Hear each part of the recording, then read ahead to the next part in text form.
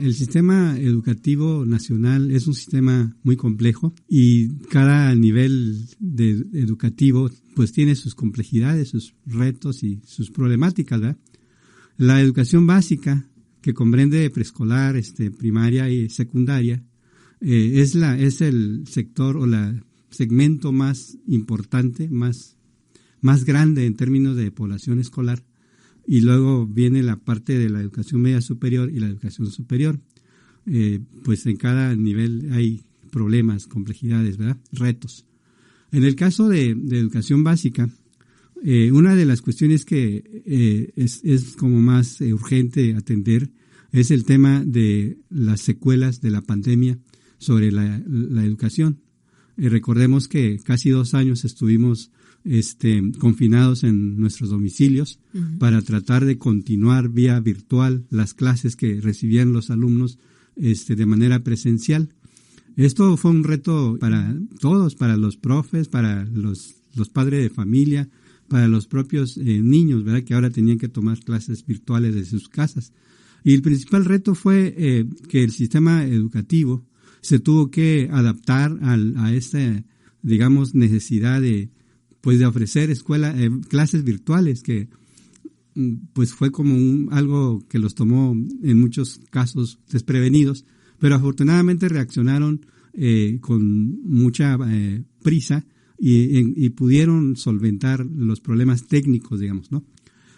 Pero el problema ahora es como hubo un cambio de la manera presencial a la manera virtual, se perdió el vínculo que siempre se obtiene entre el profesor frente a grupo y los estudiantes, que uno está viendo al profesor, uno reacciona a las preguntas del profesor, el profesor está viendo a los alumnos, ve sus reacciones, y los cuida, digamos, de tal modo que pongan atención a la clase que se está llevando en ese momento. Y ya con la virtualidad, pues ya perdimos toda esa parte y ya no hubo manera de controlar la calidad de la enseñanza que se estaba impartiendo y también del aprendizaje sobre todo. Entonces, porque, bueno, si en clase, en el salón, es complicado, difícil mantener la atención de los niños, que los niños son muy traviesos, se distraen con mucha facilidad, pues imagínese en un escenario de virtualidad, pues ya es mucho más complicado para el profesor controlar, ¿verdad?, la calidad. Bueno, en algunos países, recuerdo, creo que Costa Rica, El Salvador, estos países centroamericanos, pues decidieron al final no evaluar a los estudiantes porque no había manera de saber si habían aprendido o no. Al final de cuentas, lo único que evaluaban era que estaban presentes, que se conectaban, ¿verdad? Hasta ahí. Y entonces nos preguntamos, ¿qué tipo de conocimiento adquirieron esos estudiantes en esos 2 años o en esos 2 ciclos con esa modalidad o en esa forma de considerarlos, ¿verdad? De evaluarlos, de evaluar su asistencia solamente? Y es complicado. Entonces, en este momento todavía no tenemos de parte de la Secretaría de Educación Pública una evaluación precisa sobre las secuelas de la pandemia en el grado de aprendizaje de los estudiantes. Y lo necesitaríamos porque tendríamos que implementar acciones inmediatas para poder solventar ese déficit que quedó ahí, o sea, lo que no alcanzaron a aprender, ¿no? Hay algunas proyecciones de parte del Banco Mundial, hicieron un estudio muy bonito de varios países, donde dicen, es que dejaron de aprender casi el 20% de lo que aprenden en términos normales o en modalidad normal. Es que van a la escuela, les hacen el examen, los evalúan cada cierto tiempo y entonces van llevando un control sobre cómo va evolucionando ese estudiante en su proceso de aprendizaje. Pues estas proyecciones que se están haciendo, generales por cierto, pero casi el 20% de lo que debieron de haber aprendido no lo aprendieron. Entonces, son las consecuencias, pues ellos mismos también hacen proyecciones hacia cómo repercutiría ese déficit de conocimiento en el futuro y proyecta que casi el 10% de lo que ganarían no se va a ganar con este déficit que se tiene. Bueno, hay que revisar la metodología, pero es un poco para ejemplificar qué tan grave es el asunto. Bueno, pero no solo esa parte, la parte de lo emocional.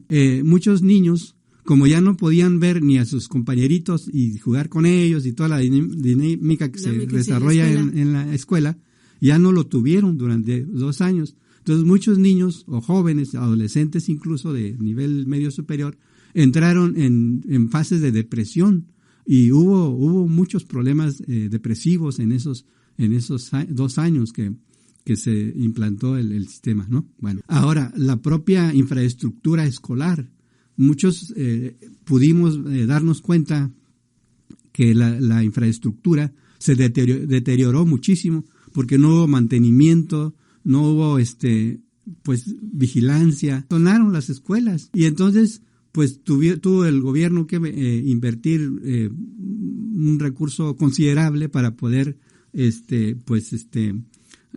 restaurar, ¿verdad? Rehabilitar esos espacios para que los niños pudieran volver, ¿no? ¿Y qué nos dejó a nosotros como padre de familia, como sociedad? Pues el tema del cuidado, ¿verdad? Primero, pues tuvimos que aprender a cuidarnos con nuestros cubrebocas, con nuestro gel desinfectante. Y ahora muchas personas todavía conservan ese buen hábito y eso es bueno para nosotros. Pero bueno, los padres de familia en términos de educación, pues tuvieron que involucrarse más en el aprendizaje de sus hijos. Porque bueno, no es lo mismo dejarlo a la escuela y después ir por él y ya, ¿no? Tienes que estar ahí, tienes que conectarlo, tienes que revisar sus tareas, tienes que ayudarle a subir sus trabajos. Que muchos padres de familia se involucraron, se dieron cuenta de la importancia del trabajo docente y entonces, claro, muchos de los que trabajaban o trabajan tuvieron problemas, ¿verdad? Para hacer ese tipo de acompañamiento, ¿verdad? De apoyo al niño, a su hijo, ¿no? Pero los que lo hicieron de manera excelente. Muchos padres de familia aprendieron mucho, recordaron sus años de primaria, en fin, ¿verdad? Todas esas enseñanzas que hubo, ¿no? Pero bueno, gracias a muchos ajustes que muchos padres de familia hicieron y pues se pudo sobrellevar la situación. Y ahora viene el tema del reto tecnológico.